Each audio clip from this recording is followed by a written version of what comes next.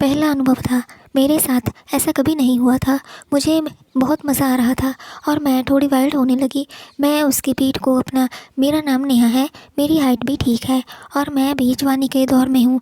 मैं गाँव में रही हूँ, लेकिन मेरे घर वाले शहर में रहने लगे क्योंकि हम लोगों का घर शहर में हमारे पापा जी ने खरीदा और हम शहर में रहने लगे।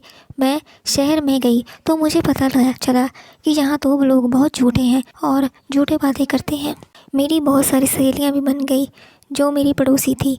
वो लड़कियाँ शहर के बारे में मुझे सब बताती थी कि शहर में कैसे लोग रहते हैं। मैं धीरे धीरे घुल गई। मेरे गांव में मेरा कोई बॉयफ्रेंड नहीं था और ना ही मुझे ये सब पता था। मेरी सहेलियाँ अपने बॉयफ्रेंड के बारे में बातें करती थी तो मैं वहाँ से चली जाती थी और अपने घर में आकर सो जाती थी। मुझे भी अब अकेलापन महसूस होता था क्योंकि मेरी सहेलियाँ तो अपने बॉयफ्रेंड से फ़ोन पर बातें करती रहती थी और मैं अकेली चुपचाप रहती थी। मैं कभी कभी अपनी मम्मी का किचन में काम करवा देती थी जिससे मेरा दिन भी निकल जाता था। शहर में पापा का बिजनेस भी चलने लगा था तो वो मुझे कभी कभी अपने साथ अपने बिजनेस वाली जगह पर ले जाते थे और मुझे शहर घुमाते थे। मैं जब भी अकेलापन महसूस करती थी तो अपने पापा के साथ शहर घूमने चली जाती थी। मेरे पापा के अंडर एक लड़का मिंटू काम करता था जो हमारे बिजनेस का लेन देन करता और हिसाब का काम करता था। मेरी उससे दोस्ती हो गई। मैं भी शहर में रहकर अपने अब अनजान लड़कों से बात करना सीख गई थी। मेरे पापा इस बात से अनजान थे कि मैं उनके अंडर में काम करने वाले लड़के मिंटू से बातें करती हूँ। अब मैं जब भी अपने पापा के साथ घूमने जाती थी तो उनसे मेरी मुलाकात हो जाती थी क्योंकि पापा मुझे हमेशा अपने बिजनेस वाले जगह पर ले जाते थे और मुझे अपने ऑफिस में बैठा देते थे और अपना बिजनेस का काम करते हुए थे। मिंटू भी मेरा इंतज़ार करता था कि कब मैं अपने पापा के साथ घूमने आऊं और उनके ऑफिस में आकर बैठूं। मुझे पापा ने अपने बिजनेस में काम सिखा दिया और मैं जब भी घर में अकेलापन महसूस करती थी तो अपने पापा का उनके बिजनेस में काम करने लगी थी और पापा की सहायता भी करती थी। पापा ने मुझे कंप्यूटर सिखाया था तो मुझे कंप्यूटर में हिसाब करना आता था।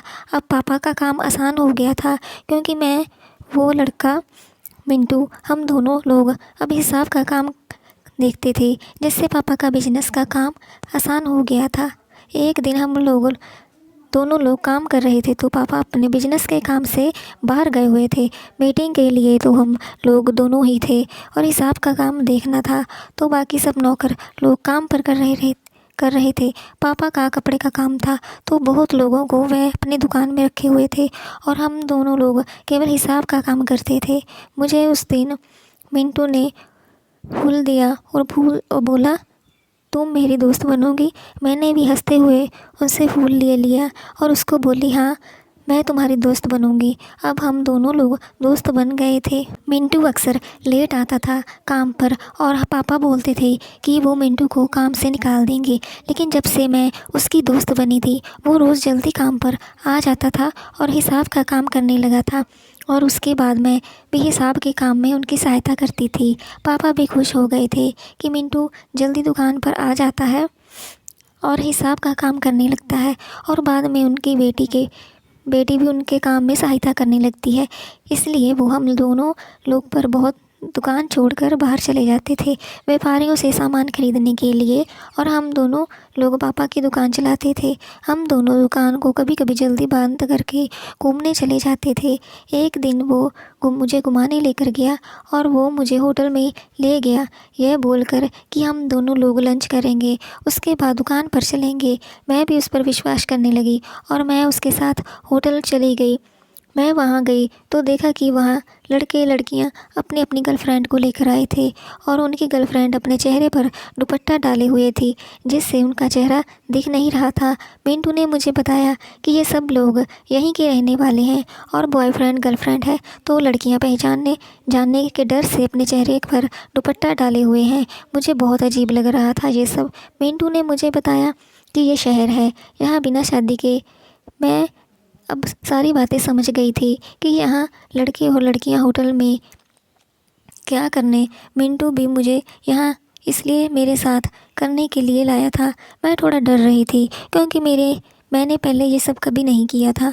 वो मुझसे बोला तुमको मुझ पर भरोसा है तो मेरे साथ होटल में, तो मैं उस लड़के पर भरोसा करती थी क्योंकि वो मेरे पापा की दुकान में काम करता था।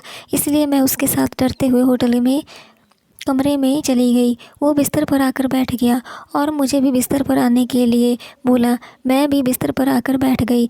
होटल के बिस्तर बहुत अच्छा था। वो मेरी तरह देख रहा था और मैं उसकी तरफ देख रही थी क्योंकि मुझे लाज लग रही थी। मैंने उसकी पैंट की तरफ देखा। मिंटू ने धीरे धीरे से मेरे कंधे पर हाथ रखा और मेरी गर्दन पर हाथ फेरने लगा। मुझे बहुत घबराहट हो रही थी लेकिन मुझे गुदगुदी भी हो रही थी। मेरे बदन में कुछ होने लगा था। कुछ ही देर में बाद मिंटू मेरी गर्दन को करने लगा। वो मेरे चेहरे को देख रहा था। वो मेरे चेहरे की तारीफ़ करने लगा। तुम्हारा चेहरा कितना खूबसूरत है। जल्दी ही वो मेरे कोमल से करने लगा जिससे मुझे भी कुछ होने लगा। हम दोनों लोग करने के लिए अंदर से तड़पने। मेरा पहली बार था इसलिए मुझे थोड़ा डर लग रहा था। वो मेरे लाल मुझे थोड़ी लाज लग रही थी क्योंकि मुझे कोई पहली बार। मैं भी हिम्मत करके उसको करने लगी तो वो भी मुझे ज़ोर से।